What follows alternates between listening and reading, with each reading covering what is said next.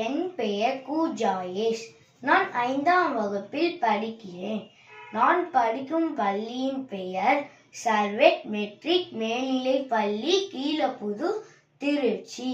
நான் ஜவஹர்லால் நேரு பற்றி பேச வந்துள்ளேன்.